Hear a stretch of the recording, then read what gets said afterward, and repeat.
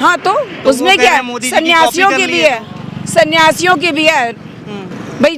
वहाँ पे बंगाल में चुनाव होने जा रहा था, टैगोर की दाढ़ी कर रखी थी, बहरूपिया ये सब काम करता है। राहुल जी तो तपस्वी है, मेहनत कर रहे हैं, रात भर माँ की तीमारदारी कर रहे हैं, आके सुबह यात्रा कर रहे हैं। ये वो महंत हैं, वो मंदिर के ट्रस्टी हैं, वो है क्या? मंदिर उनकी बपौती है, कैसे वो बता रहे हैं कि क्या होगा? भाजपा की बपौती है रामलल्ला, वो कह रहे हैं। तो यहाँ पर तमाम महिला नेत्री भी दिख रहे हैं कांग्रेस की, जो पहले से जुड़ी हुई हैं। इसमें सदप जी हैं जो लखनऊ से हैं, और आप हरियाणा से हैं। मैं प्रिया अग्रवाल, हरियाणा किसान कांग्रेस से। क्या कहेंगे, आप लोग कितने दिन से चल रहे हैं इस यात्रा में? हाँ, मुझे 1.5 महीने पूरे हो गए चलते हुए। मैं महाराष्ट्र से चल रही हूँ, हिंगोली से, और बहुत ही अच्छा एक्सपीरियंस है।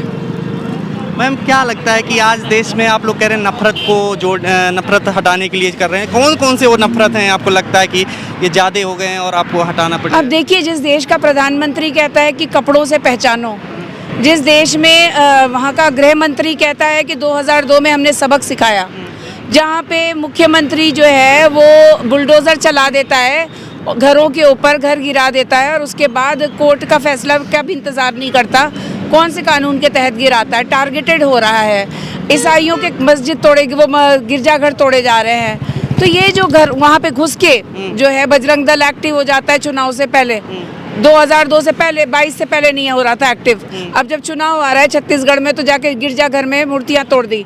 ये क्या है? अगर महिला सुरक्षित नहीं महसूस कर रही है, युवा सुरक्षित नहीं महसूस कर रहा है कि उसको नौकरी मिलेगी कि नहीं मिलेगी, ये सब क्या है? ये एक नफरत का काला बादल खड़ा कर देते हैं। उसकी आड़ में सारा कुछ जो है वो कॉरपोरेट के हाथों में बेच रहे हैं। हाँ, युवा सोच रहा है कि मेरी रोटी है, पर वो हिंदू, मुसलमान या अल्पसंख्यक दलित के हाथ है ना? और दलित और मुसलमानों को बताया जा रहा है कि वो क्रिमिनल है। इस तरीके से कैसे काम चलेगा? 2017 से बता रहे हैं कि योगी चीटिंग हो रही थी कुछ एक्टर एक्ट्रेस के साथ, तो उन्होंने कह रहे हैं 2017 से एक भी दंगा नहीं हुआ जब से वो वहाँ पर मुख्यमंत्री। क्यों नहीं दंगा हुआ है? दंगे भी हुए हैं। जिस तरीके से उनका पूरा बिहेवियर रहा है, वो आप बताइए ना, कि जब खुद ही आतंकवादी मुख्यमंत्री बन के बैठा हो तो क्या कहिएगा भाई? आप कोई भी केस होता है, सपोज आप उसको, पुलिस विवेचना करती है, कोर्ट में जाता है, कोर्ट से फैसला आता है, तब उसका हल निकलता है। आप पहले ही बुलडोजर चला देते हो, नहीं तो आप पहले ही एनकाउंटर कर देते हो। मतलब एक बड़ा आरोप लगा रहे हैं। बिल्कुल भाई, आतंकवादी क्या होता है? जो आतंक फैलाए, जिसका भय है। आप भय ही तो खड़ा कर रहे हैं ना लोगों के दिल में। रात को के लिए तो कानून बनाए हैं इससे, और ये तमाम चीजों में जेल, उसमें तो मासूमों को बंद कर रखा है, सिद्दीकी कंपन को बंद कर रखा है, जो पत्रकार हाथरस गया था, उसमें तो ऐसे लोगों को बंद रखा है जो बेगुनाह है। सोचने की बात है ना। बाद में पता चल रहा है कि उनके जो कंप्यूटर थे वो प्लांटेड थे। भीमा कोरेगांव में जितने लोग थे, फादर स्टैंड मर गए, अब कह रहे हैं कि उनके कंप्यूटर में प्लांट करवाया गया था हार्ड डिस्क में। ये आई है ना खबरें। तो मतलब कि आतंक क्या होता है? जो आपके मन में भय हो, वही तो होता है ना। लगातार आपके मन में भय क्रिएट किया जा रहा है, आपको डराया जा रहा है, एक कौम को दूसरी कौम से, एक जात को दूसरी जात पे वो रिजर्वेशन लिए जा रहे हैं। एक तरफ से भाई प्राइवेटाइजेशन हो रहा है, रिजर्वेशन है ही कहाँ, है ना? प्राइवेट को जब सब प्राइवेट हो जाएगा तो रिजर्वेशन की गुंजाइश ही कहाँ रह जाएगी? लेकिन आपको बताया ये जा रहा है कि तुमको नौकरी नहीं मिल रही क्योंकि रिजर्वेशन है। जाति में आपस में लड़ा रहे हैं, है ना? महिला को हाथरस में लड़की मरती है, उसको आधी रात को केरोसिन डाल के जला देते हो, घर वालों को अंदर बंद कर देते हो। ये आतंकवादियों का ही तो काम है, जिसमें महकमा पूरा आपका लगा हुआ है। डीएम बैठ के लड़की के घर वालों को धमका रहा है कि ये मीडिया वाले तो चले जाएंगे, फिर हम हैं, है ना? पार्टी वालों को मिलने नहीं जाने दिया गया। डेरेक ओब्रायन को जमीन पर पटक के मारा, राहुल जी को धक्का दिया, हाथरस जाने नहीं दिया जा रहा था। कितनी मुसीबतों से लोग पहुंचे। आपका मिनिस्टर जो है वो किसानों के सीने के ऊपर, छाती के ऊपर उसका बेटा चढ़ा देता है गाड़ी। और किसको आतंक कहते हो? आतंक के लिए क्या होता है? आतंक के लिए दाढ़ी टोपी होगी तभी मानोगे क्या आतंक? ये सब आतंक है। दाढ़ी टोपी, आजकल दाढ़ी राहुल जी की भी बढ़ रही है। हाँ तो उसमें क्या है? सन्यासियों की भी है, सन्यासियों की भी है भाई। वहाँ पे बंगाल में चुनाव होने जा रहा था, टैगोर की दाढ़ी कर रखी थी, बहरूपिया ये सब काम करता है। राहुल जी तो तपस्वी है, मेहनत कर रहे हैं, रात भर माँ की तीमारदारी कर रहे हैं, आके सुबह यात्रा कर रहे हैं। ये है राहुल गांधी। तो आप जैसे अभी टी शर्ट पे भी मामला चल रहा है कि टी शर्ट को एक बड़ा इशू बनाया गया, जबकि और सारी चीज़ें नहीं इशू बनी। भाई आदमी क्या पहन रहा है, आदमी क्या कर रहा है, इससे बेहतर है आदमी क्या मुद्दे उठा रहा है उस पर बात करें। वो बेरोजगारी पे मुद्दे उठा रहा है। आप बताइए ना, ये युवा खड़े में, इनमें से कितनों के पास जो है सरकारी नौकरियां हैं, कितनों के पास सरकारी अस्पतालों में इलाज मिल रहा है सस्ता अच्छा, कितनों के बच्चे सरकारी स्कूल में जा रहे हैं, सरकारी स्कूल से बच्चे निकलते थे IAS PCS बनते थे, इंजीनियर डॉक्टर बनते थे ना। आज 500 रुपए फीस दे के प्राइवेट स्कूल में जा रहा है, एक पैराग्राफ अंग्रेजी में नहीं लिख पा रहा बच्चा, सब प्राइवेटाइज किया जा रहा है। तो ऐसे सिचुएशन में राहुल गांधी जो है वो तपस्वी है, वो जब दिल जोड़ने की बात करता है तो समस्याएं सुनता है तब दिल जोड़ता है। लेकिन एक लोगों में जो आम लोग हैं उनमें भी एक उत्साह, एक वो देखने की मतलब इच्छा है कि आखिर Rahul Gandhi G T shirt में चल कैसे रहे हैं, श्रीनगर तक कैसे बात जाएंगे? ये नहीं है, लोग टी शर्ट में चलना देखने के लिए नहीं आ रहे हैं, लोग ये देखने आ रहे हैं कि किन मुद्दों को उठा रहे हैं, उनके जो जख्म है उस पर मरहम रखने के लिए कोई आया तो है, कोई तो है जो अपने मन की बात नहीं कह रहा है, दूसरे की मन की बात सुन रहा है, वरना माइक पे आए भड़ बोल के चले गए। लेकिन एक मुद्दा और है कि अमित शाह जी रैली में जा रहे हैं, कह रहे हैं राम मंदिर तो बन के 2024 में तैयार हो रहा है। वो महंत हैं, वो मंदिर के ट्रस्टी हैं, वो हैं क्या?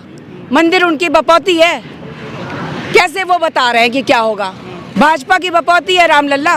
वो कह रहे हैं कि राहुल जी जिस तरीके से कह रहे थे मंदिर कब बनाएंगे दिखाएं, तो वो दिखा दिया हमने। हमारा कहना तो बस इतना है कि मंदिर की जो मुद्दे उठा रहे हैं, ये होते कौन है मंदिर की बात करने वाले?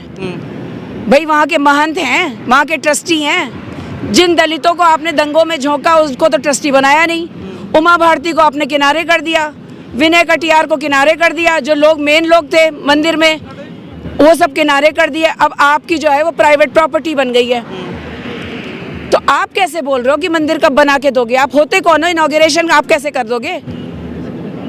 भाई मंदिर रामलल्ला का, अयोध्या वासियों का है, देश की जनता का है, जब बनेगा तब बनेगा। आप कैसे उसकी डेट तय कर रहे हो? आप हो कौन? हर चीज की फ्रेंचाइज मिली हुई है क्या? रामलल्ला की फ्रेंचाइज दे रखी है भगवान राम ने उन्हें। ये होते कौन है कहने वाले? क्या लगता है 2024 की तैयारी के लिए है, एक बहुत बड़ा प्लान है राम मंदिर और ये सारी चीज़? अब भाई इनके पास कोई मुद्दे तो है नहीं, ये काहे पे वोट मांगेंगे? विकास की बात करते थे, विकास दिखा नहीं है। मेवात की सड़कें हम देख के आ रहे हैं, बुरहानपुर खंडवा मध्य प्रदेश की सड़कें हम देख के आ रहे हैं, रोजगार बंदों के पास है नहीं। और क्या किस बात पे मांगेंगे? शिक्षा पे मांगेंगे सस्ती, कि गंगा के किनारे पड़ी हुई लाशों के ऊपर मांगेंगे, कि लोग लाशें छोड़ छोड़ के भाग गए, नहीं कोरोना भी आ रहा था, आप लोग जब दिल्ली पहुंचे? हाँ, कहाँ गया कोरोना? जब हमारी भीड़ देखी थी तो कोरोना आ गया था, इतना भय था, चिट्ठी आ गई थी। अब कहाँ है कोरोना? अभी अपनी चुनावी रैली में जाएंगे तो कोरोना आएगा नहीं, सुबह कोरोना है, शाम को शादी जा रहे हैं तो कोरोना नहीं है उनको।